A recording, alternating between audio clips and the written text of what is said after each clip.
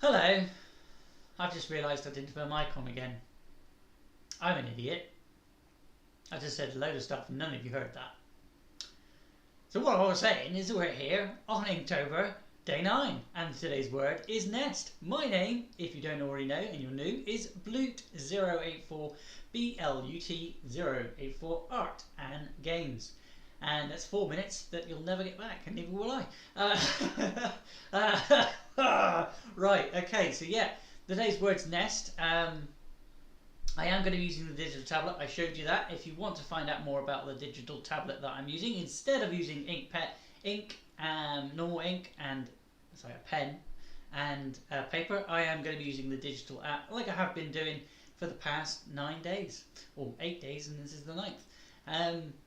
Because I thought, push myself a little bit this month, like I do every single Inktober. I push myself to see what I can draw freehand with just an ink pen, and this is just me taking the next steps of trying to push myself, see what I'm able to do freehand digitally and stuff like that. So yeah, like I said, today's words is nest, and if you're here to watch a Sunday story time, I've put that on hold for the next the continue of this month, because normally I'd put out a Sunday story time or I'd play something on Twitch for the long dark. That one again is put on hold, and it'll be back again next the end of this month, whatever the first Sunday comes after that. But yeah, that's what I'm doing. This is Inktober, day 9, and the word is nest. I'm going to be using a digital tablet. I'm going to be using the app called Critter. Let's go to Critter and see what we've got. So yeah, this is Critter. It is a digital app. You can get yourself different size pages. I'm using A4 at the moment, and I will not be using any of the tools here, because all of these are digital non-ink tools. Well, they look like ink tools, but I think a lot of them are not ink tools. They're like more painting brushes. So I've got myself a set of tools that I will be using. I've got my ink brush for shading and things like that. I will not be using the eraser because as you know, if you're putting ink down, you can't erase it. You can block it out with a bit of white out, but I don't have any white out, and I think it's cheating to use the thingy-majob thing here, which is called the eraser. I will be using this ink brush pen to do the main sketch, and if I need a finer line, then I will be using the fountain pen to do some of those. These are the 3 tools that I will be using, and only the 3 tools I'll be using. I may add another one if I find another ink brush that's more suited to my style. But yeah, like I said, I've only been using these 3 to get things done. Let's pick up the ink tool, the ink pen, I should say. This is my favourite ink pen. It does really good lines, and it really is pressure sensitive as well, which is very handy for doing a sketch. But yeah, like I said, there is no story time Sunday, but there is going to be a story read to you in the background. The YouTube channel that I'm listening it from is science fiction and fantasy author Crystal Lane Higgins. Hopefully it doesn't give me any copyright. I've tried to see if there's anything copyright free, but if it does, hopefully this person doesn't mind me using their content. But the story that they've listed it as is Free Dragon Fantasy, full-length audiobooks. Free fantasy audiobook action adventure story. So we'll see whether it's any good, because I haven't listened ahead. But yeah, we're going to be sort of listening to more of this and getting on with today's word, which is again nest. I'll have that playing in the background, and I will turn the mic off, and I'll try and remember to turn it back on when I come back to chat to you. But otherwise, hopefully you will enjoy today's stream, and if you're new and you do like it, don't forget you can give me a thumbs up to show support and tell me what you think of it. But otherwise, let's get on with it.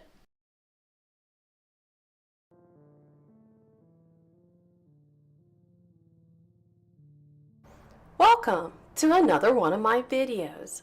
You can help support this channel by subscribing and liking, and by grabbing the free ebook that goes along with this audiobook. You can find the link for the free ebook in the upper right hand corner or in the description. This audiobook is the first book in my Obelin's Dragon Rite series. It is titled Obelin's Dragon Rite number 0, Dragon's Brew, Egg Hatchling's Ritual. Now sit back, relax, and enjoy the read.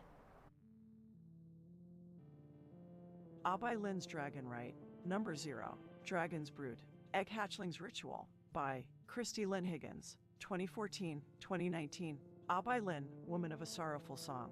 Prologue. In an age of magic, the Stygian Legion moved against the land of Athenia during the first reign of men. The Stygian Legion was an army of warlocks under the command of King Vius. King Vius wanted to enter the land so he could steal a large jewel and open a doorway to the void, a world of demons. They would have conquered Athenia if not for the dragons aligning with tribal men.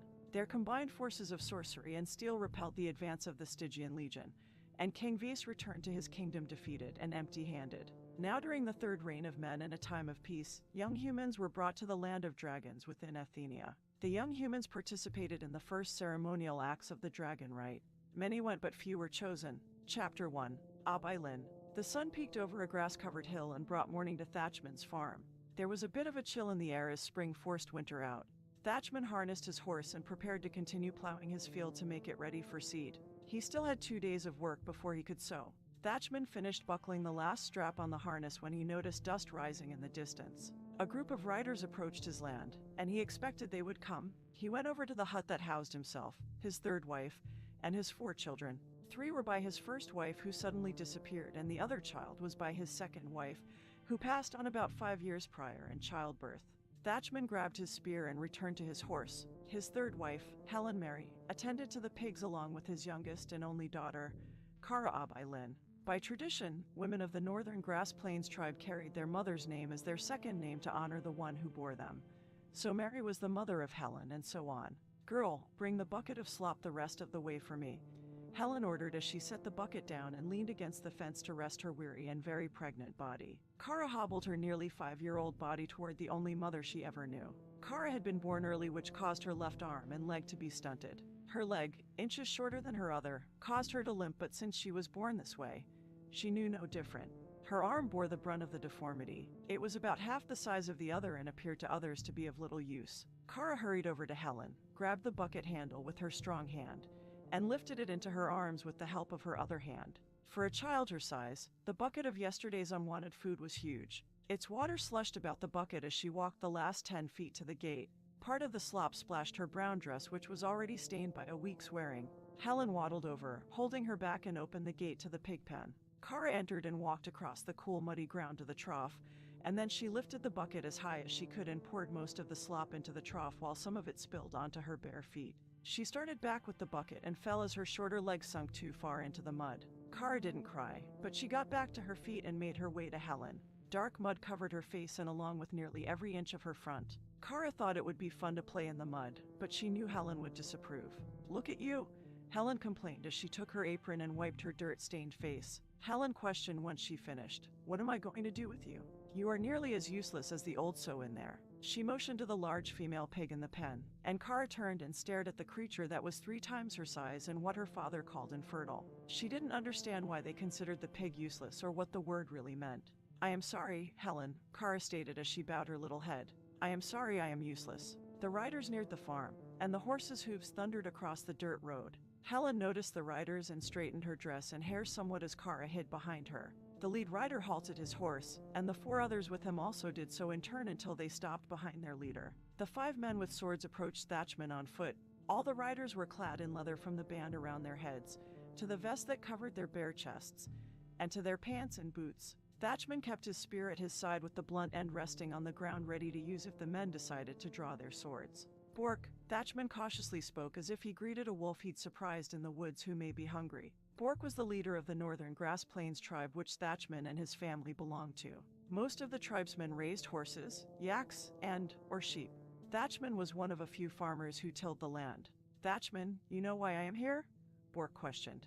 He nodded, and then he replied, "You have come to collect." Bork looked at Helen and noticed the small child hiding behind her, and then he turned back to Thatchman and asked him, "Do you have the silver?" "I do not," he replied. "That is a problem," Bork stated. "I cannot give you any more time."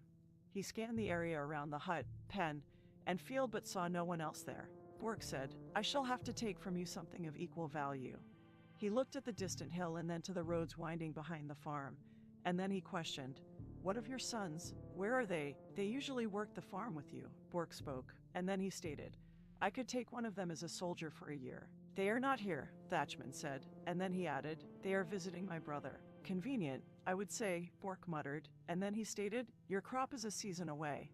He looked at the pen, and then he questioned, "What of your pigs?" Thatchman replied, "I have 4 young ones and 1 large one." The day before, Thatchman sent the piglet's mother with his sons as they headed for his brother's farm a couple of valleys away. He wouldn't give up a fertile sow, not for a gambling debt. Bork walked over, looked over the feeding beasts, and then he said, thinking the sow was the piglet's mother, "I shall take the large one for payment." "One moment, my lord," Helen spoke as she walked over to her husband and whispered into his ear. Thatchman's eyes lit up as if he had never even thought of such an ingenious idea. And then he said, "Bork, why not take my daughter?" "Kara, your daughter?" Bork uttered as he turned and looked at the young girl. "Would you not prefer to give me your pig?" Kara ran over to Helen and hid behind her again. Bork looked her over a second time before she hid herself, and then he stated, "She is too young to give to one of my older sons or soldiers." "Take her as a slave," Thatchman said. "She is a hard worker." "And deformed," one of the other riders exclaimed. "He is right," Bork stated. "She shall be limited to what she can do and unsightly to give as a wife even to one of my slaves. You could always make her a breeder when she comes of age," Helen spoke, then turned and positioned herself so that Kara stood in front of her. "Breeder?" Bork questioned, and then he asked, "She is the fair Abai Lin's daughter, is she not?" "Yes," Thatchman replied. "She is my beloved child." Helen glared at her husband when he mentioned the wife before her, and then she squeezed Kara's shoulders, taking out her jealousy of the dead woman on the child. Bork peered at the girl, not as she was but as she would be. In the northern Grass Plains tribes tradition, male owners slept with their breeders to create slaves with no inherent rights. Bork had wanted Thatchman's wife Abai Lin when she first appeared in their territory, but she married Thatchman instead. It created much strife between the two men until Abai Lin died. "Abai Lin's child," Bork muttered to himself, and then he thought maybe Kara might turn out to be as beautiful as her mother. "Are you sure you want to give up Abai Lin's child? She is your daughter." Thatchman glanced at his wife, and then he answered, "I am sure." Bork turned to one of his riders and told him, "Grab the child, and let us take her back to the plains." The rider nodded, and then he went over and scooped up the child as she attempted to flee from him, limping as fast as her little legs would allow her. She kicked and beat at him with her arms and legs, and then she turned to her father and Helen and screamed for them. "Helen, Helen, help me." Kara cried out, "Help me, Helen, Helen." She managed to free herself of the rider and dropped down to the ground, and then she ran to her shouting, "Helen, Helen." Kara fell down as she overstepped her stride but quickly got back up and continued for the woman as she cried, "Helen, Helen." The woman turned from her and headed for the hut, allowing the child's pleas to fall on indifferent ears. Kara cried all the more, "Helen, don't go, Helen." She fell again, and this time Kara didn't get up as she shrieked, "Mama, Mama." Helen paused in her tracks as the maternal words left the child's lips and rattled her very core. Never once had Kara called her mother. Helen had never taught her that name but insisted that Kara call her Helen. It allowed her to place some distance between herself and the other woman's child. Thatchman's sons were old enough that they easily called her Helen. Kara must have picked up the word from the nearby farmers' children as she watched them play. Helen started to turn toward the child, but then she realized Thatchman had already given her to Bork. Whatever feelings might have been sparked by the child's utterance was now too late. There was nothing she could do about the debt or the payment. It had been completed. She placed a hand on her belly. She might just be too emotional because of her own coming baby. Helen continued walking to the hut as a tear streaked down her cheek. She wiped it away as she wiped the memory and the name of the child from her mind. Helen placed a hand on her belly again. She would soon have a baby of her own to replace any emptiness caused by the forgotten one's departure. When Helen ignored her pleads, Kara turned to Thatchman and called out to him, "Daddy, Daddy." "Quiet, child," Thatchman scolded her. "You are no longer mine." He turned from her and walked away as he mumbled, "You were never mine." As both of her parents abandoned her to her fate, Kara lifted her tiny hands and wept into them. The rider easily picked up the child and carried her to his horse, And then he, Bork, and the other riders headed back toward the plains. Kara cried herself asleep and slept the whole way back to Bork's abode. Chapter 2. Journey to Firedrake. 7 years later, darkness covered the land like a blanket of nighttime fancy, and the smell of horses and leather permeated the air as Kara held onto the back of her adopted father's waist. She leaned the side of her head against Bork's strong back as they rode on his horse. He was warm and comforting against the cool air. Kara was still sleepy as they had rose hours before she normally did so they could take this important trek. Sleep and dreams lingered with her as night and a young girl's fantasy remained a few moments more. They left the plains with 3 other riders, heading for a great destination. All was grand in Kara's world. She had people who cared for her in a special place she belonged. She couldn't ask for anything more. Bork steered his horse up a hill, and she held on tightly so not to fall off on the incline. The moon had long since gone, and the land waited for the sun to make its appearance. Kara glanced back at the 3 riders following them. One of the boys was Bork's son, Turk, the brother she never had. Thatchman's sons had mostly ignored her existence, but not Turk. He always noticed her, always knew where she was. Here with Bork and his family, she had found a place to belong, a place where she was needed and cared for. Twilight broke at their backs as a red-orange light burned across the grasslands. A horse neighed, and a few flying birds greeted the morning, and all was grand in Kara's world. She had people who cared for her in a special place she belonged. She squeezed Bork's waist as if giving him a hug and then turned her head so she could view the lands on their right side as they sped by. She overheard Bork speaking to the boys before they left his hut. He told them of the place they were going, that it was important, and they had to do well, or was it? It was important that they do well at the place they were going. A golden wren flew overhead, and Kara turned her head to follow the beautiful bird in its flight as it sparkled in the sunlight. She thought when it came time for her to select a totem animal, as those in Bork's family had, she might pick the golden wren. It was free to go where it willed, but the females still had a family they returned to and cared for. The time of naming a totem animal was also the time she was given new clothes like the leather the riders wore. She was ready to burn her dingy tunic in a fire. She had seen other children use the fire to burn their old clothes when they came of age. At that time, she could. Kara caught a glimpse of Turk eyeing her, and she sleepily and bashfully hid her face in Bork's back. She smiled, knowing Turk was with them too, and it warmed her heart to know Turk was thinking about her. Kara adored him as an older brother. She turned her head and looked again to the left side as they rode on. The plains were so different than the lands around the farm she once called home.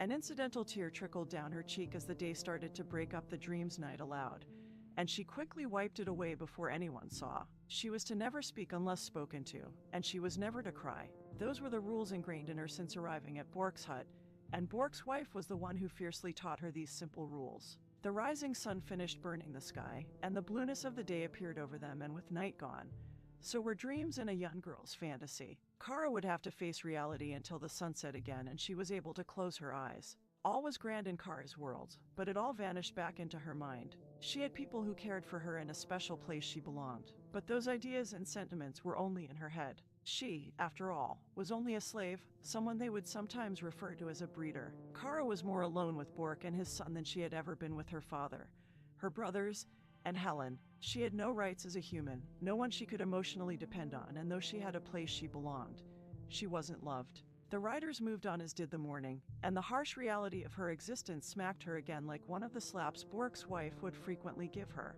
This was the world Kara lived in, but not the one she wanted to linger in. The time she spent in her perfect world was far too short. She was barefoot and wore a sackcloth tunic, and no totem animal decorated any part of her clothing. Kara was an object to own and order about and nothing more. She thought of Bork as her adopted father, but the only thing he adopted was a harsh tone and leering eyes that seemed to want something from her. Turk was still the brother she never had, for he was neither a brother to her nor a friend, only her constant tormentor. This was the reality of Kara's life, a reality she wished was a nightmare, and the imaginary world she envisioned was the real one. She believed there had to be more in this world than pain and hardship. Those would be bearable if she had joy and love, but without joy and love, pain and hardship were becoming more intolerable with each grim day. Days later, "I am not afraid of any dung-smelling warlock," Barman said as he rode on horseback along with his 2 friends. He wore a brown leather vest over his young bare chest. He also wore leather pants and boots. A silver plains horse decorated the back of his vest, and his long black hair was held back out of his eyes with a leather band that also had the same silver plains horse decorating the front of it. The others wore similar attire, but a different totem animal decorated their clothing. The Northern Grass Plains tribe were led by chieftains, and Bork was chief of chieftains. "Are you sure about that?" Turk questioned. He was the oldest of the 3 boys. He was 16 and they were 15. A gold grass tiger adorned the back of his black vest and band. His hair was blonde and flowed down his back. Turk said, "You have heard of the Leviathans that those of the Stygian Legion ride. Do not tell me you are not afraid to face one of those malicious beasts. I know better. I have seen you face a hairless wolf pup when one happened upon our path. You nearly soiled yourself before you ran away from it. I laughed so hard as I watched the pup chase you that I nearly soiled myself." "You cannot judge me for that," Barman insisted. "I was 5 at the time, had no weapon, and the pup was very hungry." "I know," Turk chuckled. "It gnawed on my hand the whole way back to my hut. Whatever happened to it?"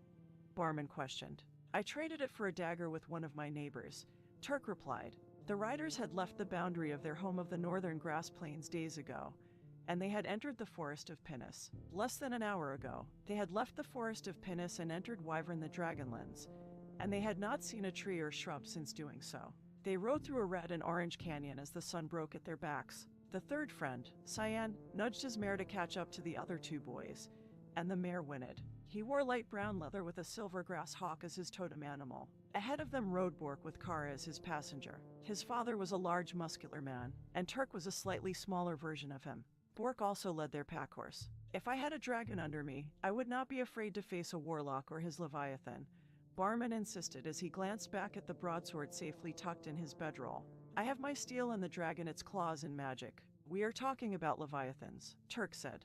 "They are huge. I heard as big as a tower. Their hide is as black as the darkest pit, and they can swallow." He looked at Kara, and then he continued, "They can swallow a girl whole." Kara glanced back at the comment, but she said nothing at his teasing. She did look frightened, as if his tale planted a deep-rooting seed of fear within her. Bork glanced back as the sun burned the horizon, and he barked, "We are late. Let us pick up the pace." He kicked his horse, and it galloped off. Bork's leather was ashen in color, and it was marked by a totem of a great white grizzly bear. Turk and his friends followed closely behind Bork as the canyon path started to narrow, and the horses moved and formed a single file. Turk followed his father's pack horse, Barmanham, and Cyan brought up the rear. Turk removed a bota filled with water and took a drink. He was hot and noticed he wasn't sweating. The dry air of the region consumed any moisture. Turk already missed his home and the cool breezes that would greet him of a morning. Here, the wind was harsh and filled with sand. "Are you saying you would not be in the least bit afraid to face a Leviathan?" Turk continued questioning his friend. "You know they bare their teeth right before they gobble you up? I believe they call it death smile." She glanced back at him again. Her light blue eyes looked a little more frightened. She noticed he saw her glance, and she bowed her head and turned back around. The trip so far had been long, and Kara wasn't used to riding on a horse. Her backhand hurt, and she prayed for the trip to end. The path through the canyon veered, and the sun moved to the left of them. The wind continued to harass them, and the sun beat down on them. Shade was a welcomed and yet fleeting friend. "Why do you keep asking me about the Leviathans?" Barman questioned. Then he stared at her, and he asked, "Or are you trying to get a fear-filled response from someone else?" He noticed Turk's reaction to his inquiry, and Barman stated, "You are?" He chuckled and said, "You do like to be a tyrant even when we are away from home. I pity any girl you take for your wife." Turk ignored him, turned in his saddle, and asked his other friend, "What do you think, Cyan? What would you do if you faced a warlock and his Leviathan?" He started to answer when movement in the sky distracted him. Cyan shaded his eyes and glanced up, but whatever it had been had already flown away. They heard a scream of a dragon in the distance, and seconds later, a large green gold speckled one flew over them a second time. Athenia dragons had 4 legs, a pair of wings, and a tail, and their scaled hide came in an array of colors. The flying dragon returned and flew just above the canyon.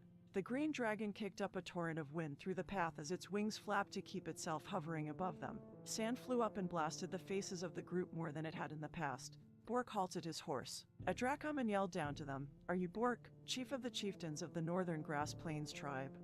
The Dracoman wielded a large shield and spear, but he didn't sit on a saddle. It appeared that the dragon's body had swallowed part of his. "Yes," Bork shouted back. "Proceed with haste," the Dracoman ordered them.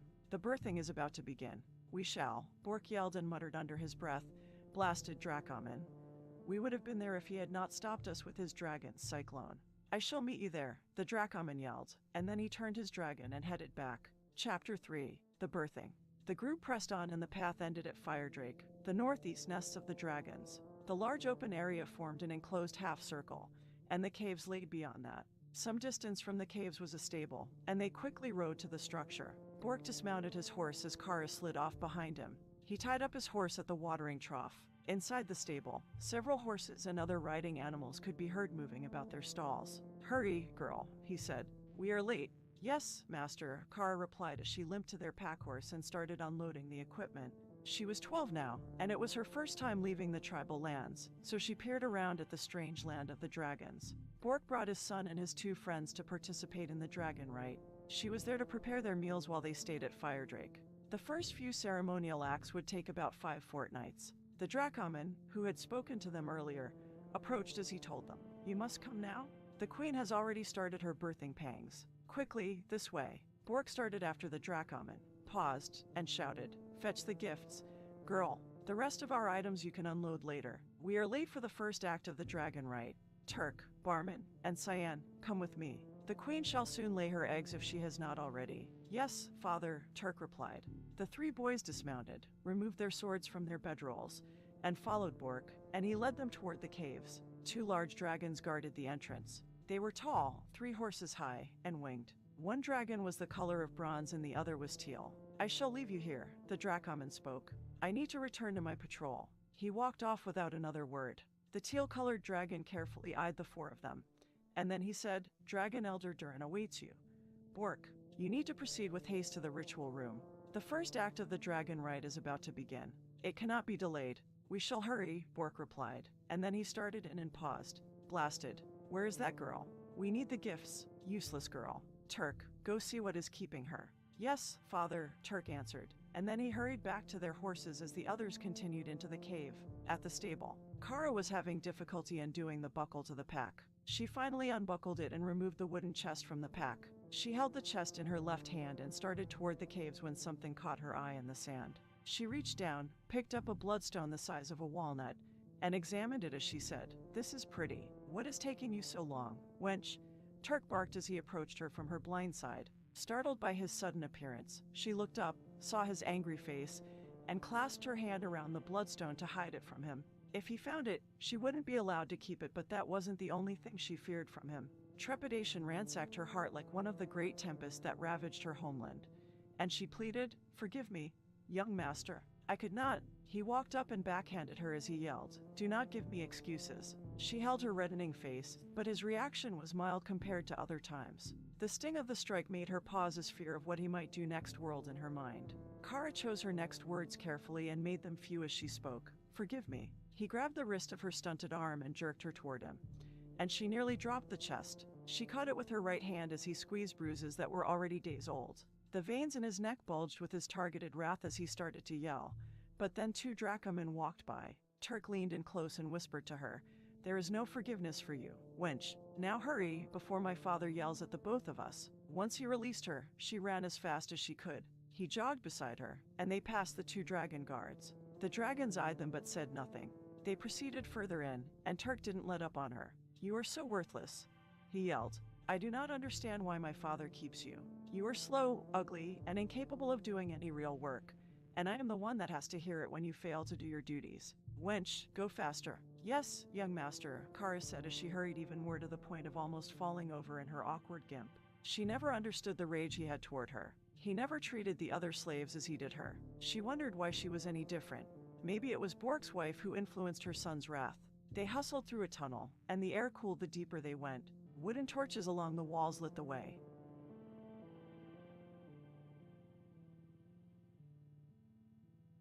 They were moving too slow, and this enraged him even more. "Look at her," he muttered to himself as his anger turned to loathing. Look how weak she was. His tribe was a proud tribe and a race of warriors. He didn't understand why her parents allowed her to live where his father. Even if she was a girl, she represented his tribe. How could they show their faces with such weakness at their side? When he became the tribal leader, all of that would change. No feebleness would be allowed. Upon entering the large cavern of the ritual room, Turk removed his sword scabbard from his belt and tripped her with it. She fell sprawl out, and the lid of the wooden chest came open. Its contents spilled out, and 3 marbles made of gold clanged to the stone floor. Everyone in the room turned at the sound. 3 candidates from each of the other 4 tribes were assembled along with Bork, Barman, and Cyan. The other candidates were about the same age as Turk and his friends. The chief of the chieftains of each tribe, or the second highest ranking chieftain, was there. There were also 4 Venetian red scribes to record the event, and Dragon Elder Durin and 2 other dragon elders waited patiently. Stalagmites and stalactites filled the ritual room that was not only lit by torches, but by several basket-shaped cast iron fire stands. The stone path led down into a white sandy area. The sand had phosphorescent microbes living in it, and anywhere where darkness prevailed, the sand glowed a light green. Blasted girl, Bork blurted, embarrassed by her. Barman and Cyan snickered as Turk came their way with a big grin on his face. He was pleased that his intention just to trip her up had also caused her great embarrassment. His father will be furious with her, and maybe his father would pay less attention to her. Turk's mother had whispered many things to Turk about this slave, and it had infuriated him since he was a boy. So he mistreated her for it. Kara looked around at the many male faces staring at her, and her face flushed as she quickly picked up the gold marbles and placed them back in the chest. She hurried to Bork, and the sand was cold to her bare feet. "Take them to the elder," Bork ordered. She turned and timidly approached the large yellow dragon. She had never met a dragon before, and she had never met anything so big. He looked as if he could swallow her whole if he so chose to. "Are these the gifts?" Dragon Elder Durin questioned her as he stared at the wooden chest. She couldn't look him directly in the face, and she nodded. The dragon smelled of earth, and his feet were as large as her body. Dragon Elder Durin motioned beside himself with his head as he instructed her. "Place them into the bestowal basin. It is located on the raised area known as the middle ground." She searched the area he motioned to and saw a shallow silver bowl on a stalagmite that had been cut into a pedestal. The bestowal basin was positioned halfway between the ritual room and the quickening chamber where the dragon queen paced. There were also several dragons standing guard over their queen within the quickening chamber. Kara moved from the ritual room toward the center of the great cave to the point the dragon had motioned to. The middle ground consisted of a circular dark gray stone platform that had 3 steps going up to it.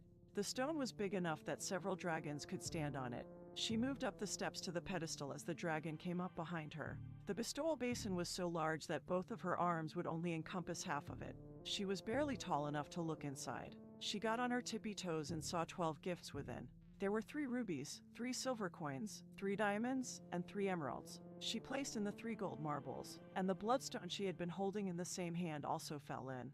So Kara reached in and retrieved it. She started back to her master. Dragon Elder Durin saw the glint of red before she scooped it out of the basin. He knew how some humans like to take things that didn't belong to them, and he couldn't allow her to steal one of the gifts. So he said, "Wait, child, what did you retrieve from the bestowal basin? I do not think it belongs to you." She tilted her head as if she didn't understand his question, so he rephrased it by saying, "What are you holding in your hand?" "My hand?" She paused, opened her palm, and showed it to him, and then she replied, "Only this." He noticed what he thought was a ruby, and Dragon Elder Durin warned her, "All gifts are to go in. You may not remove them once they have gone into the bestowal basin. You must return the gem." She would have argued that it wasn't part of the gifts or a gem, but she was too afraid to do so. She quickly turned, went back up to the pedestal, dropped the bloodstone in, and rushed back to her master. Bork leaned down to her and whispered, "Girl, did the elder catch you stealing?" "No, master. Quiet," he ordered, then straightened, and said, "Blasted girl. I shall deal with you later." Syllabary, one of the Venetian red scribes, stepped forward and said, "Now that we have all gathered, please follow me. The Dragon Queen is this way in the quickening chamber." He and the other scribes wore scarlet robes embroidered with gold. They held a convey scroll and blazing quill, and a leather satchel rested at their side. They walked up a ramp of rock to a raised area 10 feet up from the ground called the Observer's Dais just beside the middle ground. From this vantage point, they could see everything within the ritual room, the quickening chamber, and especially the middle ground. The Venetian red scribes went and stood on top where they could witness the dragon rite, but they were still out of the way. The dragon elders joined them on the observer's dais and stood behind the Venetian red scribes near the back wall. The 4 Venetian red scribes formed a line close to the edge of the observer's dais, facing the middle ground, and once they were all in position, they began. "Expositus," the scribes shouted. Each of their scrolls magically lifted from their hands, unrolled, and hovered in front of them. The convey scrolls were created from the bark of a floating tree of amber and endowed with magic. Whatever the scribe wrote on it would be there one moment, and then it would be whisked away to their chronicle tome located in the scribe hall in the capital of Athenia. Their accounts would remain in the tome that not even fire could destroy. The blazing quill was also magical and never ran out of ink, and it was made from a sphinx feather and glowed when in use. They started writing their account of the first ceremonial act, and the blazing light from their quills lit their faces. The area filled with the noise of the candidates and their patrons as they all walked to a connecting cavern called the Quickening Chamber. There, the Dragon Queen labored in the middle of laying her first egg. She was 3 times the size of a dragon elder who was twice the size of an average Athenia dragon. The Dragon Queen grunted and growled with her pain-filled efforts. Her vocal exertion frightened a few of the candidates as they formed a line nearly shoulder to shoulder so that they could watch. For most, this was their first time participating in the dragon rite. They quieted and watched the Dragon Queen. The Quickening Chamber was very warm as steam from small pools of hot springs mixed with the cold air of the caves. The Dragon Queen continued to labor in the birthing and soon produced her first egg. The egg popped out covered in a yellowish-green substance that slid down its surface until it collected in a small pool surrounding the egg and seemed to keep it from rolling around. The first egg was massive, as tall as a boy, and it was murky black. It was so black that it looked like Takar, as if it consisted of the void itself. Dragon Elder Durin, syllabary began as he stepped back from the line of scribes to the back wall where the dragon stood. His convey scroll followed him as he moved, and it floated behind him.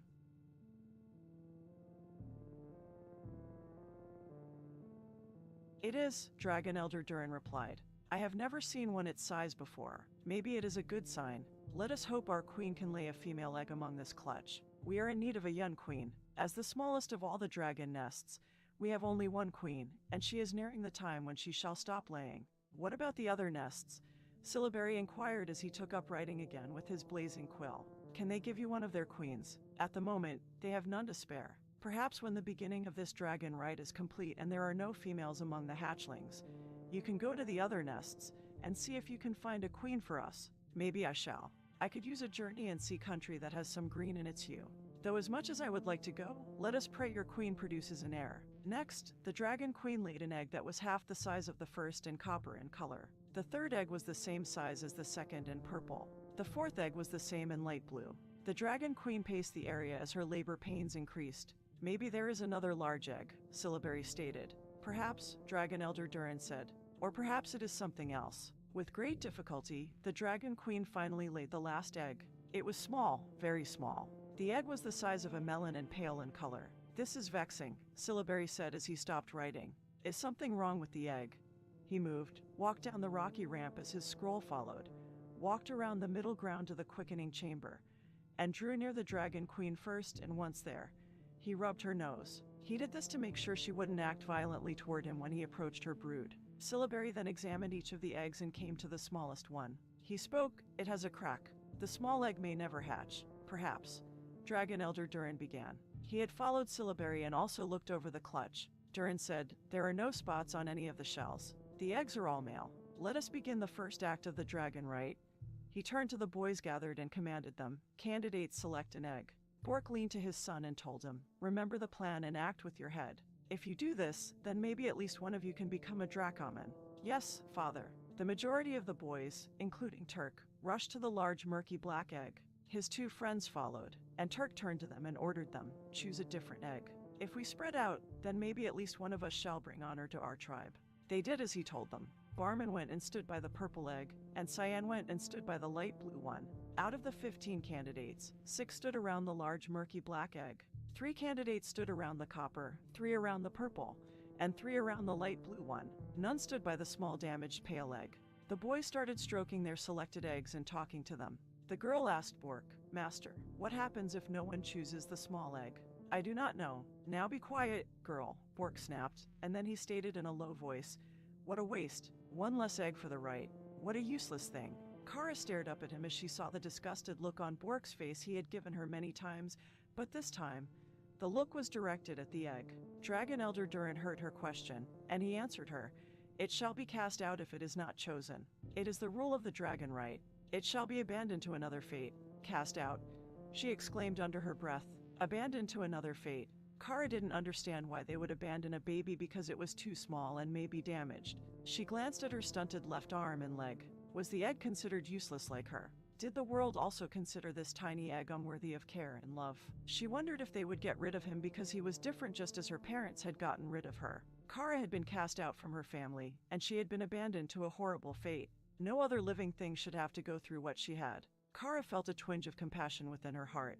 All of her life she had been the abjected one. She never let it show. But Bork and his family's harsh words and cruel actions towards her hurt her deeply. Someone needed to protect the egg from the same kind of tormenting rejection. Are all candidates set on their choice? Durin questioned. We are, they all answered. It is a pity, Durin stated as he looked over the small egg. We have not had a rejected egg in nearly 100 years. It shall need to be removed. Call forth the relegator, he ordered. One of the dragons, who stood guard within the quickening chamber, walked to one of the connecting tunnels and screamed a dragon call, and after some time, a large man entered who wore a black leather mask to conceal his face. He was bare-chested and larger than Bork. The relegator wielded a large weapon. The weapon was made of steel, long, and had what looked like a mallet's head at one end and two spear-like projections at the other end. Which one? The relegator questioned. The small pale one, Dragon Elder Durin answered. The relegator approached the egg, then paused, and glanced at the Dragon Queen. The Dragon Queen nodded to him, and the relegator proceeded towards the egg as he gripped his weapon tightly. He had a wildness in his eyes as if he would break open the egg and eat it. The relegator lifted the mallet end of the weapon as he drew closer to the egg. Kara watched in horror. They were going to hurt the egg. She feared he was going to smash the baby dragon.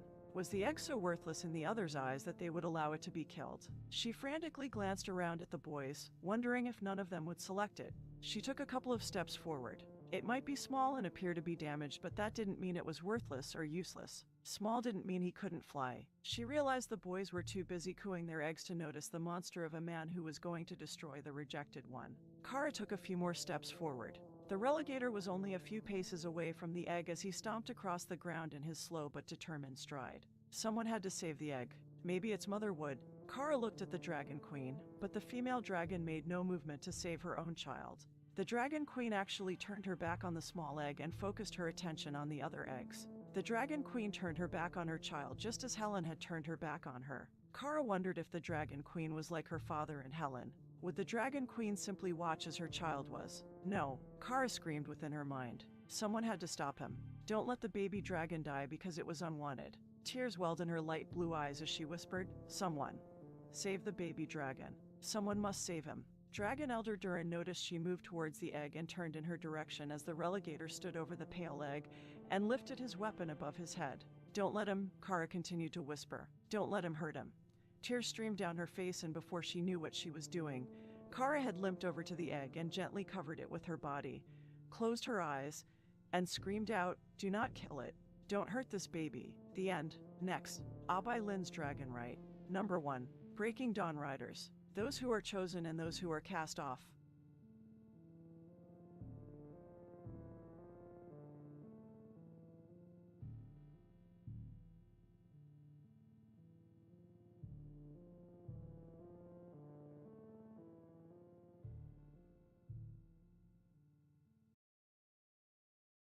Doctor Strange 2 has the worst magic I have ever seen in a movie. It's as if the creators had a list of all of the rules, all of the collective wisdom around how to write magic well, and then actively went against all of it. So I thought, let's scrap that video on magic systems I was planning, and instead use those notes to critique Doctor Strange in the Multiverse of Madness, a film that when it comes to magic, did everything wrong. So much so, in breaking it down, I'll have to cover all of the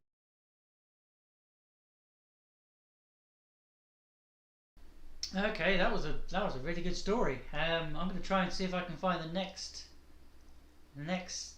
one in that line, because I was really starting to enjoy that story. I don't know about you. It was giving me a lot of inspiration to do the picture. Like I said at the beginning, I decided to do a dragon's nest. I'm in the process of trying to choose whether I want to do twigs or a stone nest. I've kind of done like a twig. Well, I've tried to do twigs. I'm just going to do it like really rough around it because I'm not sure how I'm going to achieve the nest look. So yeah, while I faff around, why don't you let me know what you think should be in the nest? Should it be a stone one or should it be sticks? So yeah. I'm going to finish off their other dragon that's actually hatched. because I've done a half hatched and a hatching egg. Kind of like almost showing the process of what from egg to you know just come out of the egg, then to couple days old one maybe. But yeah, I'm going to try and find that story because, like I said, I really did enjoy it. So give me a minute while I try and find that, if I can, that is. Because it's on a YouTube channel, so it may have only just been that.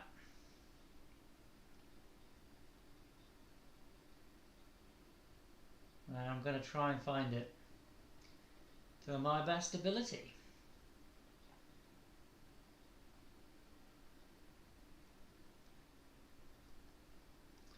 There is a playlist, so maybe it's in there. Be a shame if I can't finish that story off.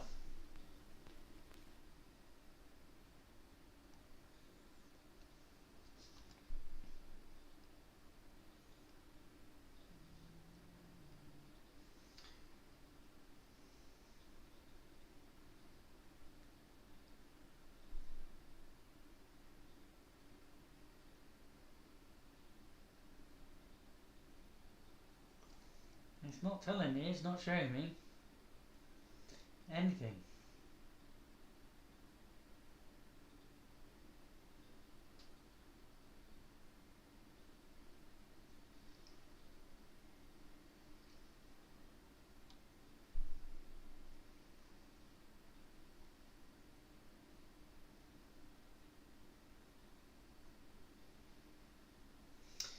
Uh,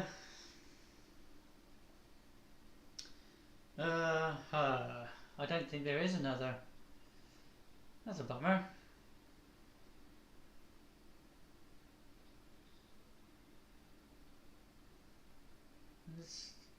I'm just going to copy and paste that a second. See if I can actually get. See if it comes up on.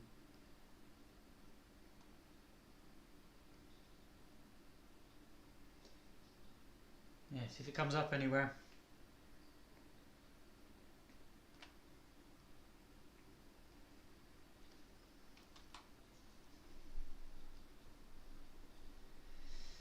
I got that one.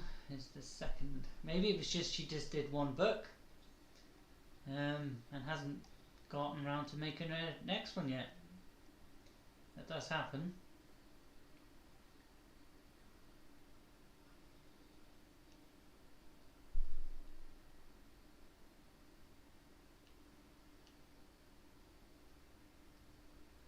It's all about dragons and eggs and nests and baby eggs and yeah, pretty good. So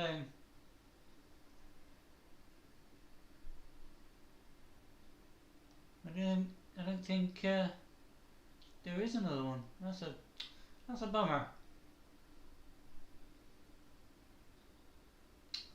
That is a bummer. Right, we'll have to find something else then.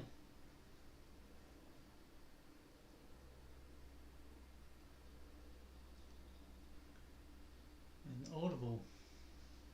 That's what it's sending me to. Don't have Audible, so don't know.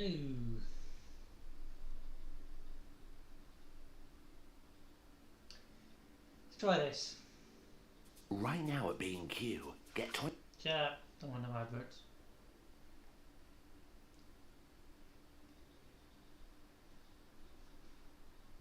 Chronicles, Book 1, written by Richard Fierce, Right, let's have this, narrated and then I'll get back to by drawing. Andrew McDermott. Introduction. There has often been theological debate as to who or what is behind the forces of evil. No one is certain, but there is one thing everyone agrees upon. Whatever it is, it certainly calls the Vis Mountains home. The feeling of evil there is palpable. From the Book of Faith. Year of the Divines, 418. It was dark and cold. The distant sound of dripping water echoed throughout the narrow tunnel, part of a large system of interconnected passageways and caves deep in the Vis Mountains. A hooded figure navigated his way through them hesitantly, pausing every few paces to run his fingers along the stone walls. He desperately wanted to light a torch, but he knew it was a foolish thought. If he brought light into that chamber... The figure halted as he felt the familiar sigils on the wall. He had travelled through this cave many times now, yet it seemed he could never memorize his way to the central chamber within the mountain. "I sense you."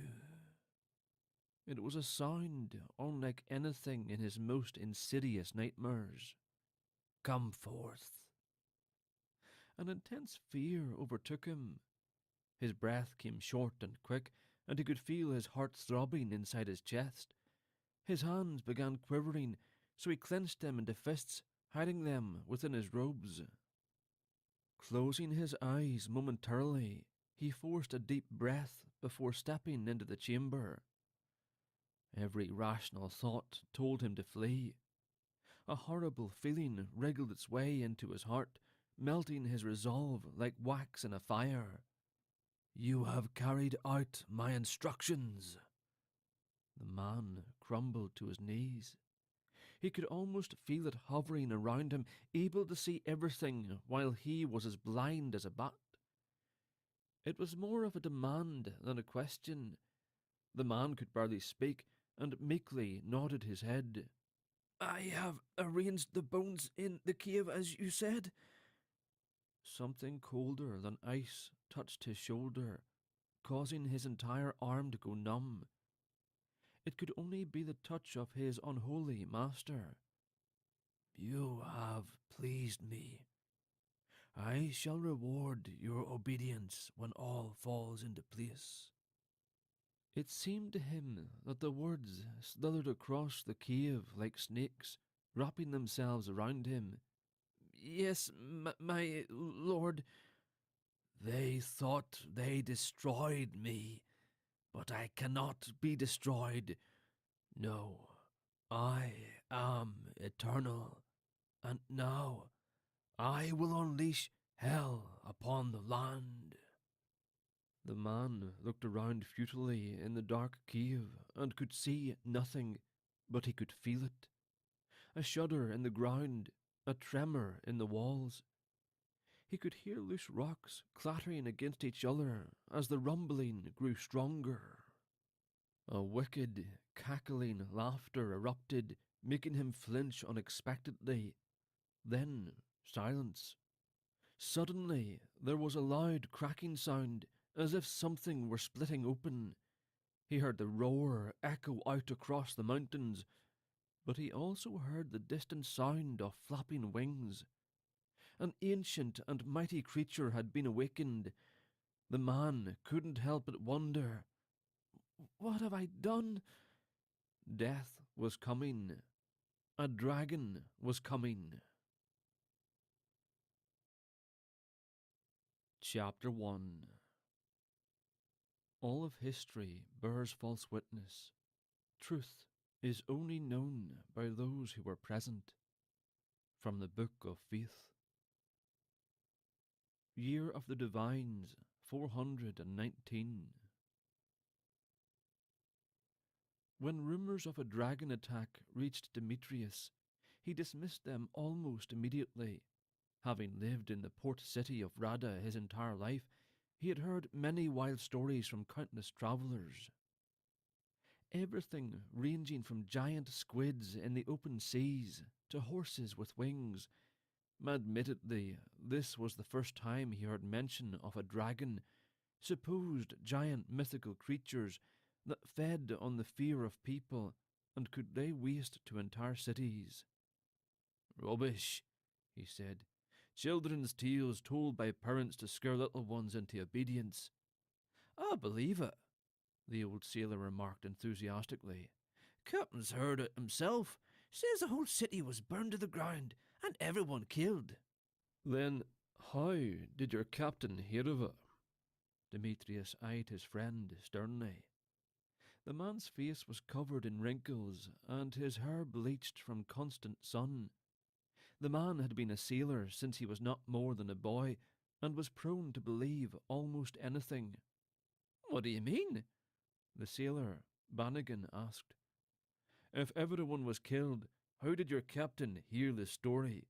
Who would have repeated it to him? The old man remained silent for a moment and scratched his prickly haired chin. It not be my place to question the captain, silversmith. Demetrius laughed heartily. Nice cover up. The sailor stamped his foot indignantly. It ain't no cover up. I'd trust the captain's word. How's business? Bannigan changed the subject. Profitable as always. The war with Oakvalor hasn't put a pinch in anyone's pockets yet. I hear some of my fellow smiths have been requested to appear before the king. As to why is anyone's guess. Maybe the king needs more weapons. Demetrius shrugged his large shoulders. He wasn't in the business of making weapons, so it mattered little to him. His craft was typically sought after by the well-to-do, custom pieces that didn't come cheap. Some people had so much money they apparently didn't know what to do with it. He could work with any metal he put his hands on, but he preferred silver. It was very easy to bend, and could be cast or hammered, which allowed him to form almost anything with it, from teapots to statues. The clanging of the bell tower echoed loudly across the city, signalling noon. The bell tower was originally built to alert the populace of emergencies. Its main use now was to indicate the time. Bannigan clapped Demetrius on the shoulder and bid him farewell. That's my call, he said, trying to be heard over the noise. Demetrius's shop was situated near the docks for convenience, and the daily clanging of the bell had eventually become a normal sound to him. Be safe, he called out as the old man left. Bannigan waved to acknowledge he heard him, not that anyone couldn't. Demetrius was a large man with a thunderous voice. At 6.5 feet tall, he was a beast of a man, with muscles so large that he had to be custom fitted for his clothing. His hair was light brown and cut short to keep it out of his eyes and to keep it from being singed. His skin was a deep bronze colour, as he preferred to be in the sun most of his time. He watched his friend until he could no longer see him among the crowd. He heard his name a few stalls down and glanced to see who said it. He could see a member of the king's guard talking to one of the vendors.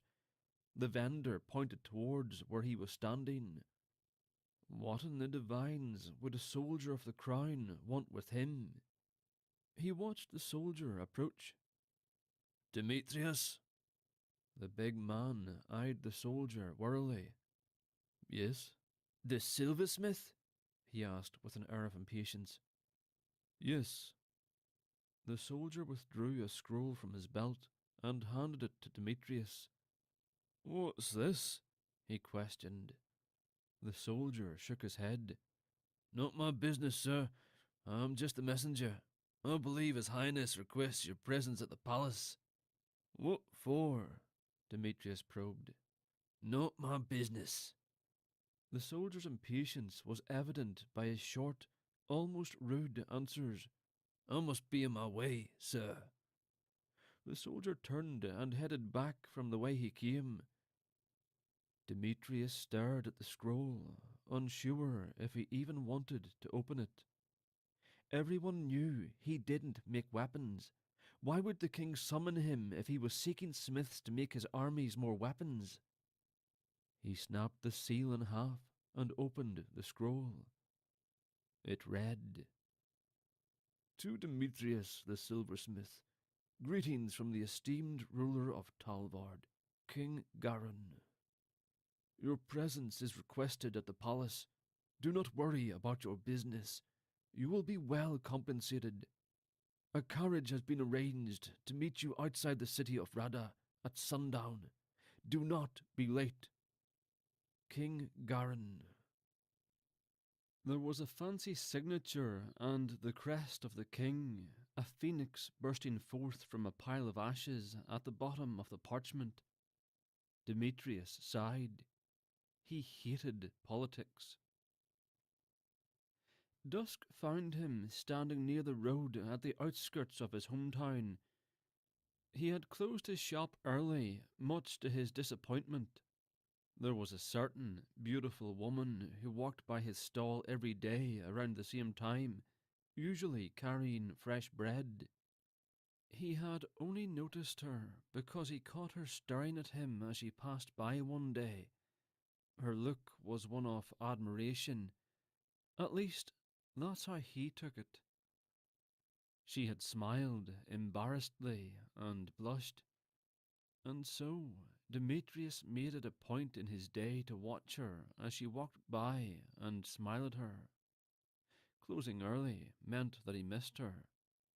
He was more than slightly frustrated by that, as he had finally worked up his nerve to actually speak to her. His hope was that she would let him get to know her, and perhaps they would see where things went from there. The carriage pulled up suddenly, and Demetrius noticed that the sun was just sliding behind the mountains. Well, at least the king is punctual, he muttered beneath his breath. The door to the carriage swung open, and a man dressed in plain clothes, probably a servant, stepped out. He motioned to the carriage and bowed low. "If you would, sir." Demetrius dipped his head in thanks and climbed inside. A quiet whistle escaped his lips. The inside was adorned with all sorts of glittering shapes. He looked closely and recognized most of the precious stones. Diamonds and rubies comprised most of the decorations, but there were also a few sapphires and a couple of stones he did not recognize. The fabric that made up the seats was comfortable and smooth to the touch. It was hard to tell whether the material was dark red or brown in the fading light. Demetrius was impressed. He didn't expect to be brought to the palace in luxury. Granted, he was known among the higher-ups for his skills in crafting, but he was not of noble birth, and most, if not all of them, seemed to ignore the fact that he was much wealthier than most of them anyway. The servant did not get back into the carriage, but instead shut the door and climbed into the seat with the driver. He had a decent amount of time to think as the buggy headed toward Tarvarin, the city built around the palace. It was a 30-minute trip to the palace by horse. After what seemed like hours to him, he felt a difference in the road. Instead of bouncing about on the dirt path, the ride smoothed out, and he could tell they were now on the stone-paved roads of the city. The carriage came to an abrupt stop, and the door swung open. The servant stood there and motioned for Demetrius to come out. He had gotten comfortable, and it took him a minute to move.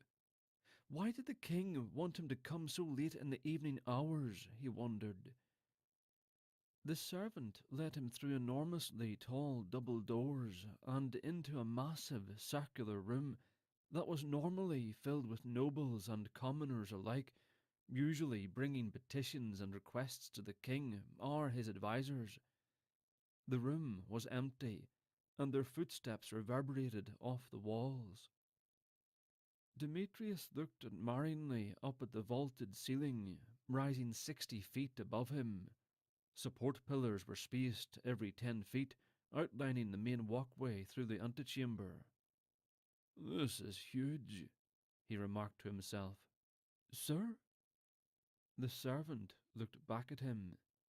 Demetrius shook his head, and the servant continued his hurried pace. A door in the middle of the far wall was flanked on either side by two giant alabaster statues of winged men standing at attention, their swords drawn and held up before them. Demetrius thought them an odd addition to the room. The walls were covered with portraits of regal-looking men whom he assumed were previous kings, and large brightly covered tapestries depicting scenes of long-ago battles. He began to wonder why he had never made a trip to the palace, if for no other reason than to say he had been there. The servant stopped before the door. "Wait here, sir," he said breathlessly, before disappearing through the door. Demetrius looked down at the floor. Stone tiles, painted orange and yellow, ran the length of the entire room, forming a triangular pattern. The tiles outside the three-sided shape were bright red. He assumed there was some sort of significance to the design, but it was lost on him. Demetrius looked back up and noticed the servant was staring at him. "His Highness will see you now." He held the door open and pointed down a long hallway. "It's the last door on the left at the end of the hall." The big man nodded his head in thanks and walked to where he was directed. The hallway, large enough to comfortably hold two carriages side by side, was barely adorned at all. A guard stepped out from the shadows and startled him. "I didn't see you," he laughed nervously. "That would be the point," the guard answered, his face hidden by the hood over his head. He patted Demetrius down for weapons and, finding none, opened the door for him to enter. "Go to the centre of the room and do not leave the circle." "Circle? Why not?" "Just don't." Demetrius was starting to regret having made the trip. Then again, seeing how guarded the king was, he doubted he would have lived long had he refused to come. He walked to the middle of the room and noticed the circle design in the floor. He assumed that was where he was supposed to stand. The guard shut the door, and Demetrius was enveloped in darkness. He cleared his throat, and the sound echoed eerily. Torches flared to life and revealed a large wooden chair with a man seated on it. "Demetrius," the unknown man greeted. "I don't think we've had the pleasure of meeting before." Demetrius wasn't sure if it was the king or not, and if it was, should he bow? He didn't answer. The man must have taken his lack of response as hesitance. "You can speak freely." Demetrius felt a little better that he could speak his mind. He wasn't one to bite his tongue. "What is this about? Why am I here? I am a very busy man, and I've lost half a day's time." The man in the chair stood up swiftly, and Demetrius fell silent. "I can assure you, Master Smith, that we are all busy, some busy with tasks more important than others." The man tossed a leather pouch onto the floor in front of him. "Consider this payment for your time." Demetrius didn't dare move from the circle to see what was inside, heeding the warning the guard had given him. "Talvard has a shadow cast over it, Master Smith, a shadow that threatens to consume us all."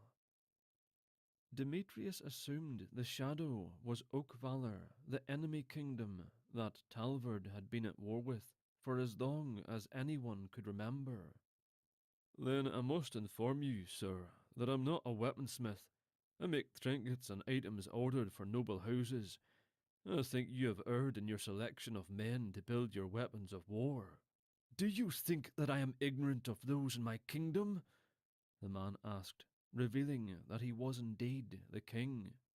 "I know what you are capable of, Demetrius, and I have not summoned you here to build weapons. At least, not in the sense that you are thinking." "What do you mean?" Several other torches lit up, as though by magic, and exposed King Garin in all his splendour. He was shorter than Demetrius by at least a foot. His hair was long and black, pulled back tight into a ponytail. His nose slanted down his face, reminding Demetrius of a bird's beak.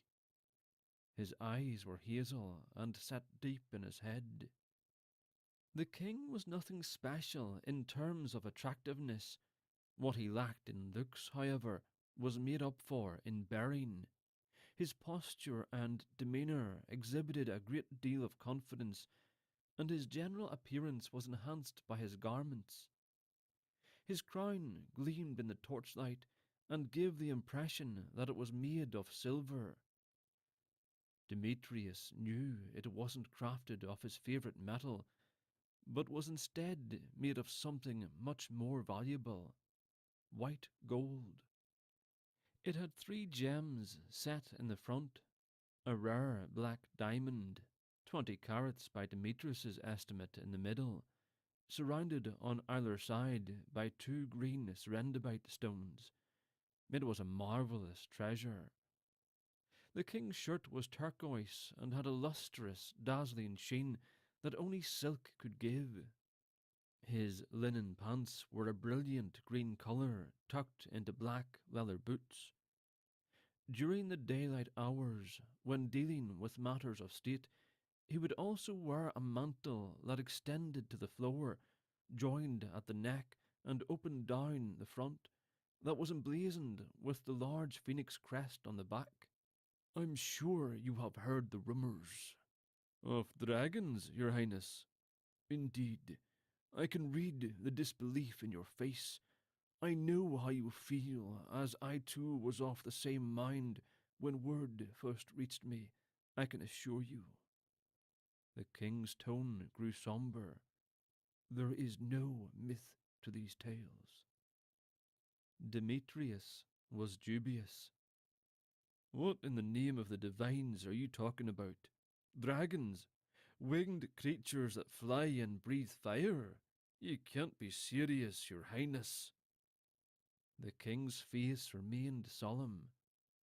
"Had I not seen the creature for myself, I would be as doubtful as you, Demetrius.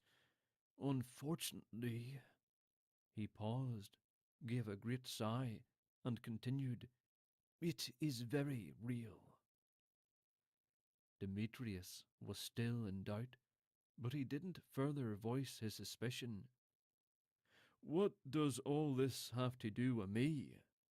"It is said that no one in Talvard can work silver like you."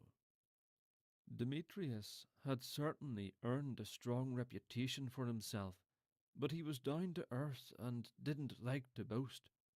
"So I've heard," he replied, shrugging his large shoulders. "You still haven't answered the question." The king closed the distance between him and Demetrius with a few quick steps. "I cannot reveal the details just yet, as I myself do not have them. All I know is that the skills of a silversmith are required, along with a few other details.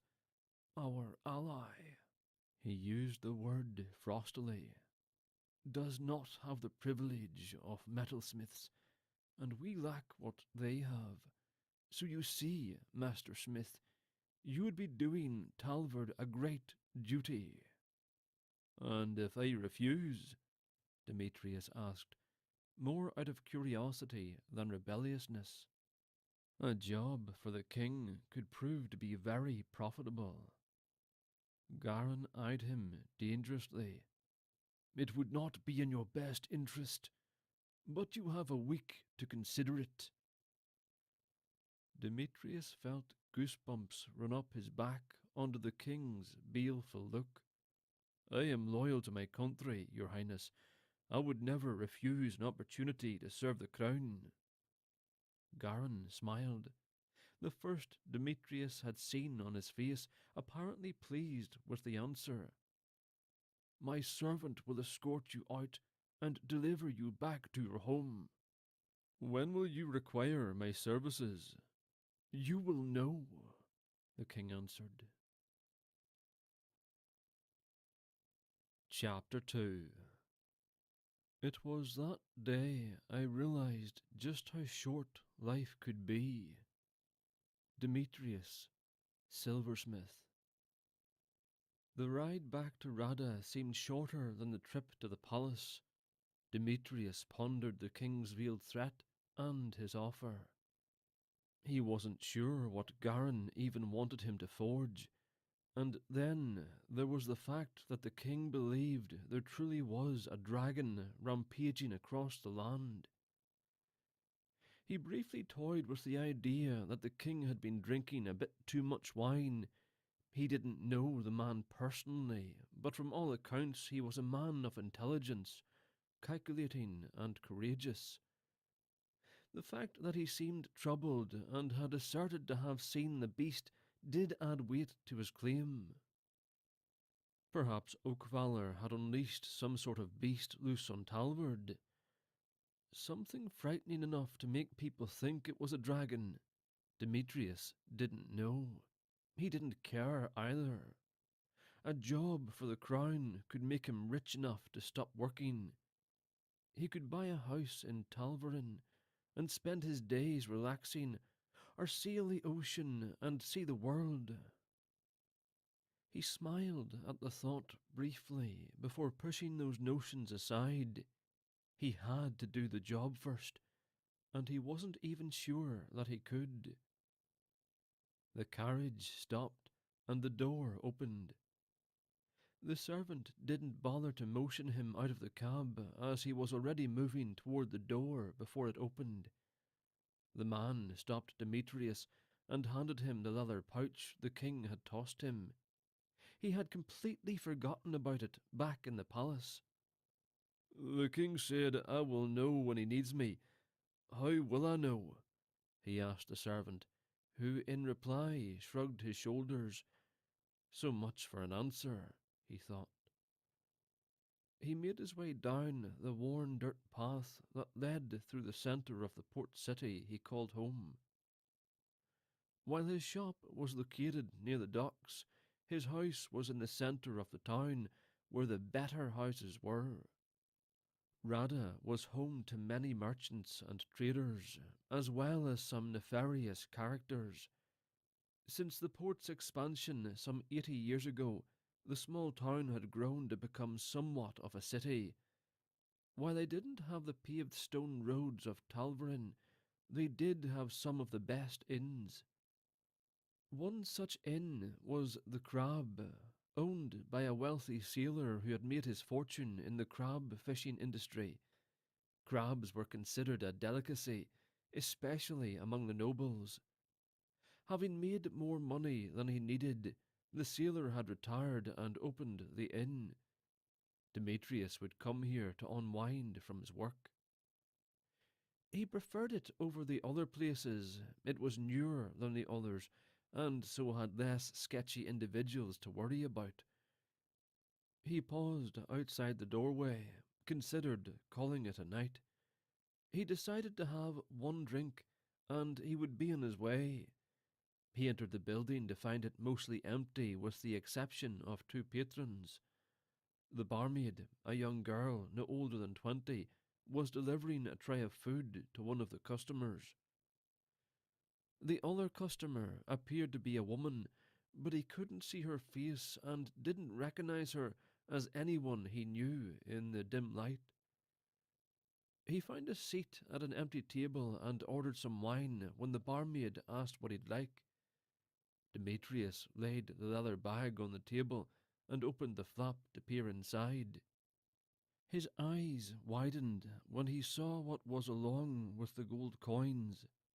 There was also some precious stones, similar to the ones he had seen in the carriage. If this was just for his trouble of closing for one afternoon, he could barely imagine how much the king would pay for the actual job. He slid the bag into his lap and kept one hand on it.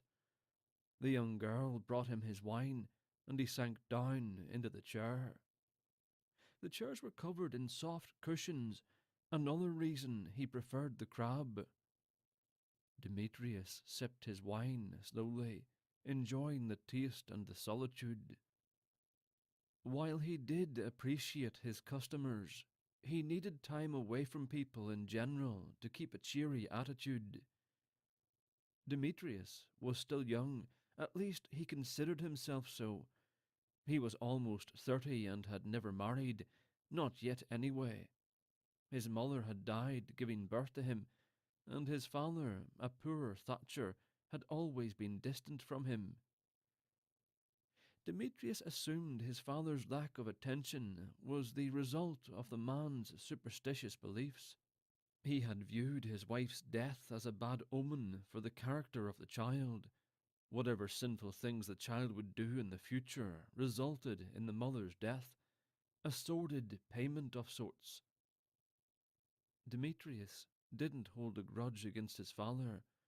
Besides, he had an entire town full of people who helped raise him. The previous ruler, King Varin, had expanded the kingdom's trade routes with established nations across the ocean and financed the expansion of all the ports in the kingdom. Since Rada was so close to the palace, it received preferential treatment. The city flourished and grew rapidly, bringing in people from all cultures of the world. It was one of those people who had made the city his home that took Demetrius in as his own. Childless and widowed, the man took pity on him and made Demetrius his presence in the silversmith trade. And the big man had a knack for it. Under his adoptive father's guidance, he became one of the best in the kingdom. His goods were highly sought after, especially by the well-to-do. His thoughts were scattered as the female customer stood up to leave. Her face was revealed by the lanterns that hung from the ceiling, and he realized it was the woman from the market. His heart skipped a beat, and he felt his stomach drop. What was wrong with him? He stood up, and their eyes met. He couldn't take his eyes off her, which made her face flush pink. She smiled shyly and went to leave. "Wait," he said gently. She looked back at him with a nervous look on her face. "At least tell me your name, woman." She seemed to hesitate as if she would not answer. Demetrius waited, thinking perhaps he was too forward. He wanted to know who she was. "Tomorrow." His confused look spoke volumes. "Tomorrow? That's different." She shook her head and smiled. "I will tell you tomorrow." "I won't be here. I must deliver some items to a customer. I will be gone for 2 days. "Then when you return," she responded bashfully. "That seems so long from now," he said, downcast. "You have gone this long without knowing my name. What is a few more days?" When he arrived at his house and slumped into bed, his thoughts were of the woman who seemed to have stolen his heart. He had finally heard her voice, and it was more beautiful than he imagined. As he drifted off to sleep, he was still smiling. When the sun shining through the window woke him up, he groaned and rolled out of his bed.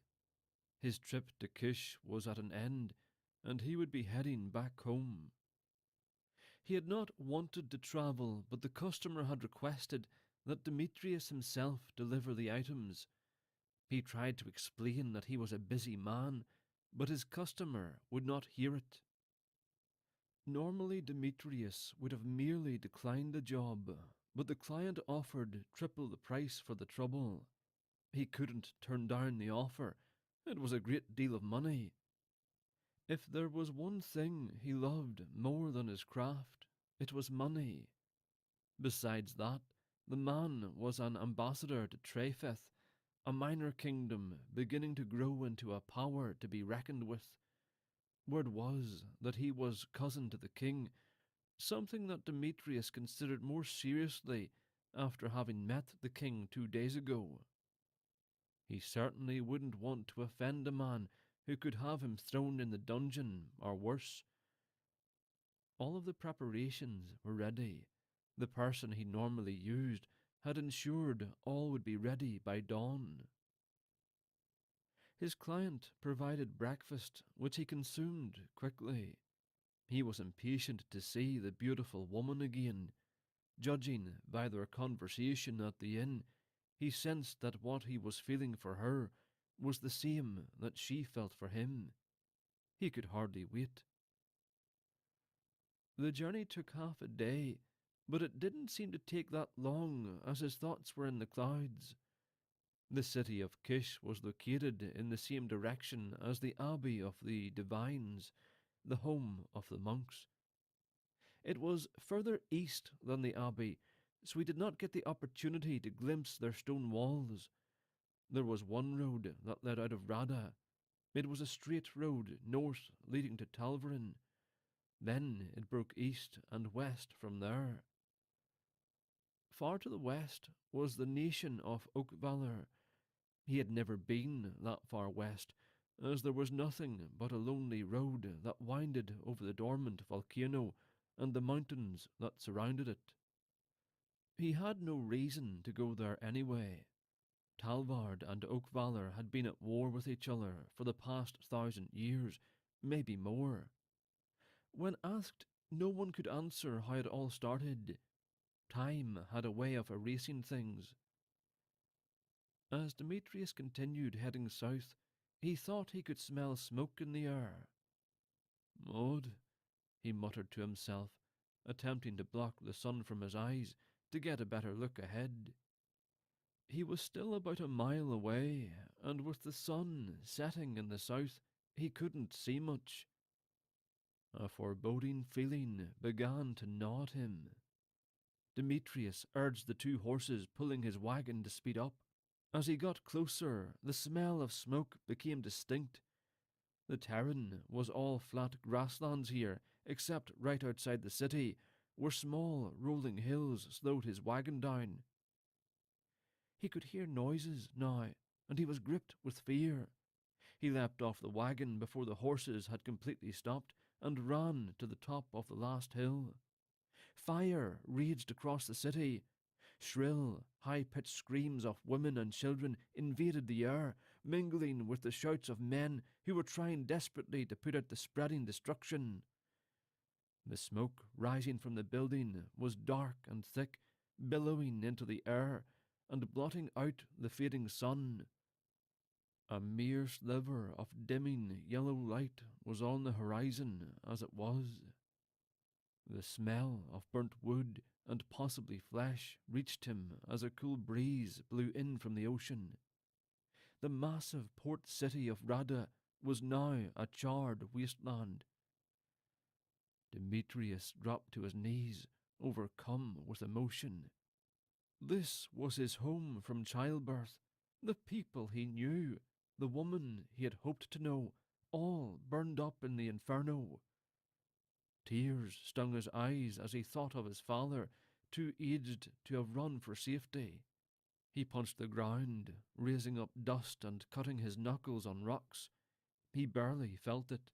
He punched again and again, wishing he would wake up from this horrible nightmare.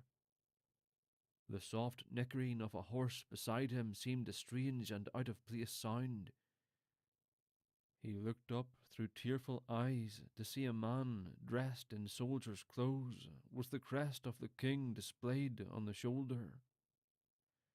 His clothes were different from the soldier he had seen at the palace. The man sat upon the horse, staring unfazed at the carnage. The man turned and looked down at him. Demetrius saw another emblem on the man's clothing. One he supposed was the symbol of a general. "Where are the king's men?" Demetrius demanded, his voice breaking with grief. The general turned his eyes back to the burning city. "Scattered throughout the kingdom, dealing with similar situations." The man's voice was devoid of any genuine concern. Demetrius also looked back to the city. He wanted to rush down there and help, but he felt powerless and weak. He could only see a handful of people, and they were trying to escape the flames, not put them out. "It's time," the general said abruptly. "Time for what?" "To fulfill your obligation to the crown." Demetrius rode in silence. He followed behind the general, who didn't seem inclined to talk anyhow. He had fallen into a state of depressive calmness. He could feel tears sliding down his face, but he didn't bother to wipe them away. He wasn't aware that they had reached the castle until the general cleared his throat, breaking the silence. Demetrius looked up and saw the double doors that led into the palace. He looked over his shoulder, having some idea that maybe he would see his home, fine and undamaged as when he had left it. He saw only the 10-foot stone wall that separated the palace from the city of Talvaran. He slid off the horse and followed the general to the door, who entrusted him to the servant whom he had dealt with on his first visit. The antechamber was filled with servants and soldiers alike, dashing here and there, at times almost running into one another. The entire palace was in chaos. Demetrius oddly found comfort in seeing many people eye him with frowning faces, the only way they knew how to express their condolences. The servant led him through the doorway in the middle of the chamber with haste. "Where is the king?" the servant was demanding to those who passed them in the giant hall. Some shrugged, others didn't bother to answer at all. Demetrius saw two women that appeared to be attendants, talking in hushed tones. As they passed by, he heard bits of their conversation and learned that Rada was only one of many cities across the kingdom that had burned to the ground. People were blaming Oakvalor and their king's wizard for the destruction. While he still held reservations about Garen's story of a dragon, he didn't think there was any way Oakvalor's armies could burn so many cities without a single person seeing anything. The servant stopped at the end of the hall and glanced about. Demetrius wasn't sure what he was doing. A hooded guard stepped out of the shadows, and the servant nodded back toward Demetrius. "His Highness has summoned the smith. Do not delay me." The soldier eyed Demetrius warily, but did as the servant bade. He watched the soldier run his hand along the wall. Seeming to find what he was looking for, he removed a key from his belt and slid it into the wall. There was a soft click, and the wall opened inward about 2 inches. Both the guard and the servant glanced around again.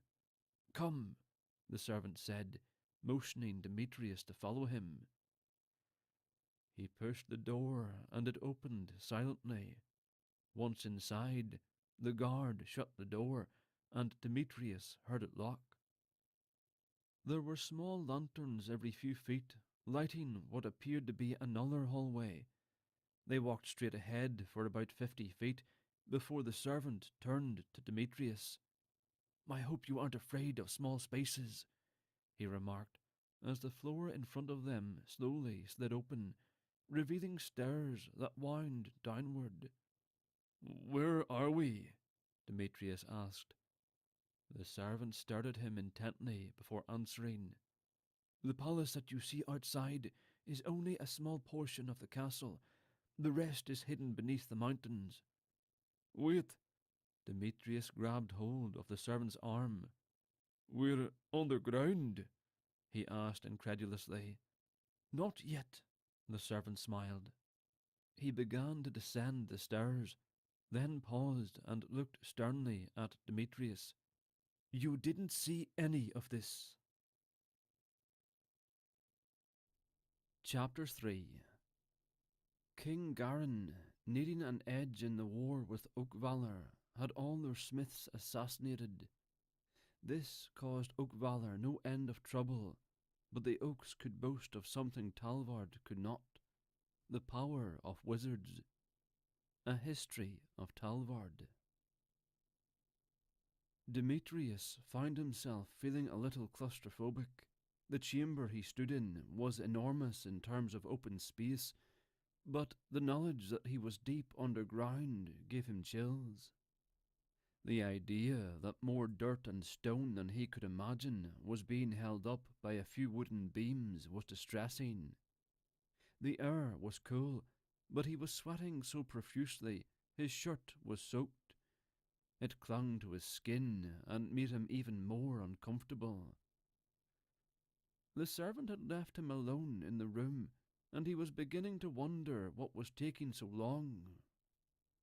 The door swung open, and the same general who had met him outside Rada strode in, followed by 2 guards leading a blindfolded man in flowing grey robes. Demetrius looked questioningly at the general. "This," he waved toward the man, "is Valin. He will be working with you." Demetrius's brows rose. "Who is he? A prisoner?" The grey-robed man let out a chuckle. The general was not impressed. "He is King Menem's wizard. We don't need the Oaks having any more advantages over us, hence the blindfold." That put Demetrius on his heels. His initial shock and then anger was apparent on his face. "I will not work with some fool from Oakvalor," he cried angrily. "Especially not a servant of their king. Is this some sort of joke? My home was destroyed, and you come in here." His large body was shaking with rage. "Be calm, silversmith. The Oaks," he used the insulting slang term again, "are facing the same problems we are. King Garin has issued an unofficial treaty of peace with Menem. Do this task so we can be rid of the vermin from our land." Demetrius almost refused, but the look on the general's face reminded him of the deadly stare of the king. He hated the Oaks as much as anyone else in Talvard, but he valued his life and nodded in resignation.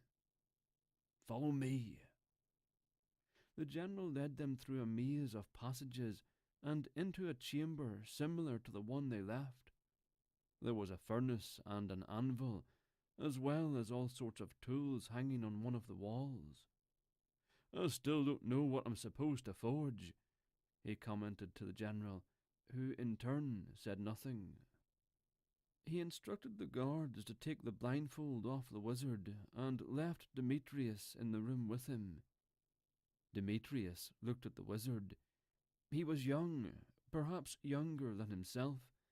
His robes looked to be made of velvet. The man's hair was long and platinum-coloured, hanging down past his shoulders. His eyes were slate blue and brought the waters of the ocean to mind. He carried an ordinary-looking staff made of wood, but it was not to help the wizard walk. The smith had never met a wizard. Before he was born, sorcerers were a common sight. A few bad seeds, however, caused a great persecution to break out against anyone who practiced the craft. The soldiers were able to quell the violence, but it was too late. Those who had not been killed went into hiding or gave up the craft altogether.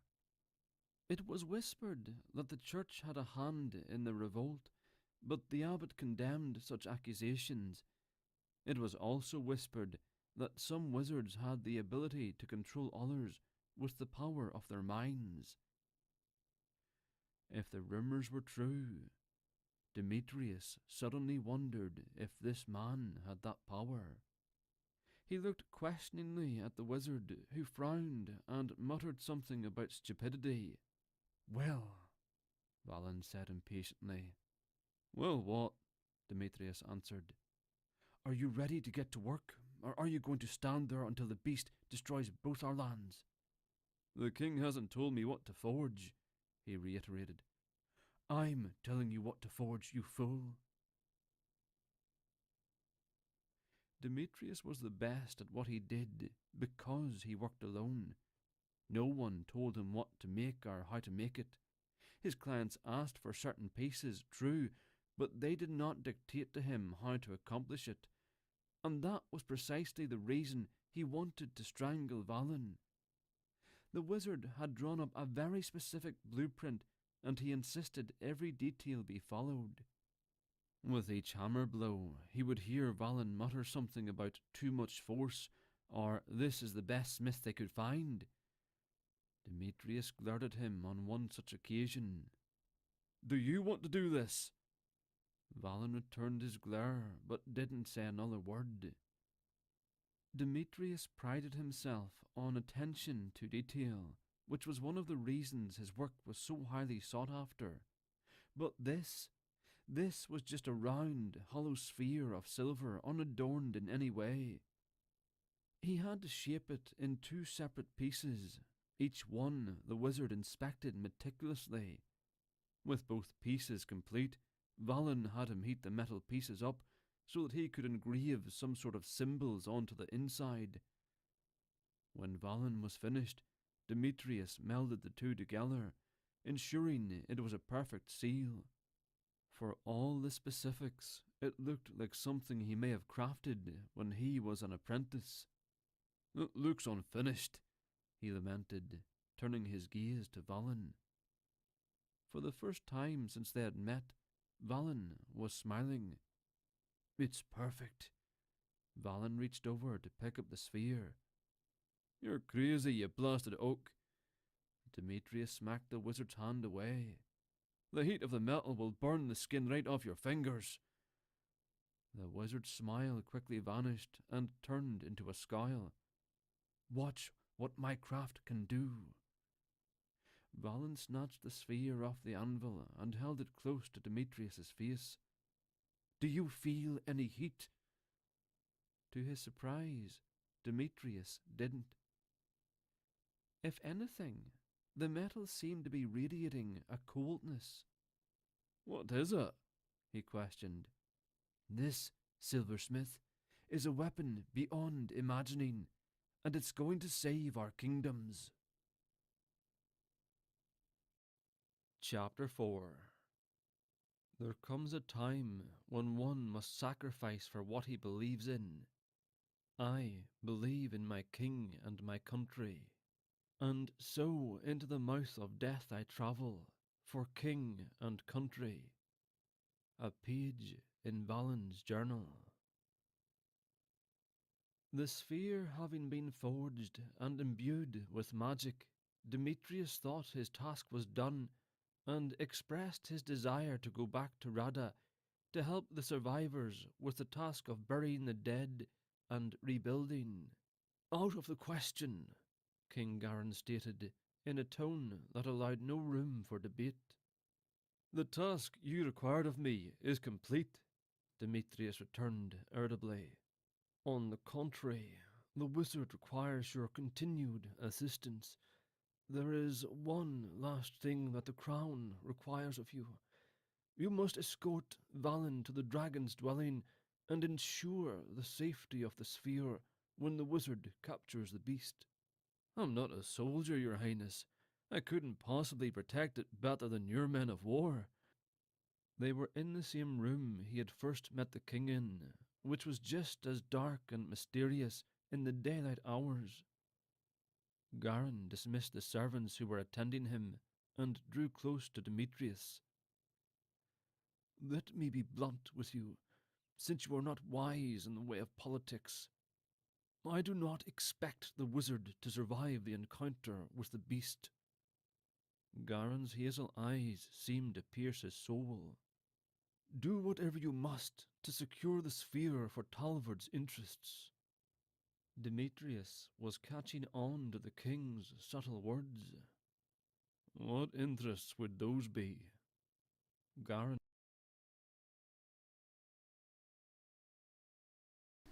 And you're going to have to find out what those interests are, because that story has come to an end for me, because the stream is coming to an end for you. Hopefully you have enjoyed today's video and stream if you're watching back. But I've achieved what I wanted to draw, which was a nest of dragons with a little mother poking her head in to check on the new hatched babies. I put a little scene into it because I just thought that was a little bit boring on its own with the nest itself. I was so enthralled with the story. I just had to keep going. I had to just get something, a scene there. I had to have something actually showing where they were, or where the nest was. Like I said, I'm kind of, I like this one. I do not mind that I had to freehand all of this. Again, it's a few references here and there just for the dragon, and I've just imagined the whole thing. I really love it when my brain just goes, yeah, just put that there. Oh, I wonder about this, or like the background. Now I can see so much potential with this. When I will be digitized. I will be coloring this one, adding the shade appropriately. But I'm going to use the color to do that. I've got a few tools to help with the scales as well. But I wanted to put a few scales in there for for effect to look like they're baby ones, or they're dragons. I'll put it on like a rocky mountain maybe. It could be a bit dirty, but like I said, I'm gonna put a lot of effects on this one afterwards. So if you want to see me do that, obviously all you got to do is head over to the button down below, which is subscribe, and if you have enjoyed this one, hit that like button by giving a thumbs up. And again, if you want to see this one and when it's going to go, you got to come over to either Twitch, or I will upload that to here for you guys to check out. But hit the bell for when the video or the stream. I'm really not sure what I'm going to do with all of these Inktober pictures. But like I said, today's word was nest, and we're on day 9. Find out what day 10 holds by tuning in again live, or you can watch it back at your leisure. Otherwise, hopefully you have enjoyed today's stream, and I will see you again tomorrow. Thanks for watching, guys, and I'll see you again. Bye bye for now.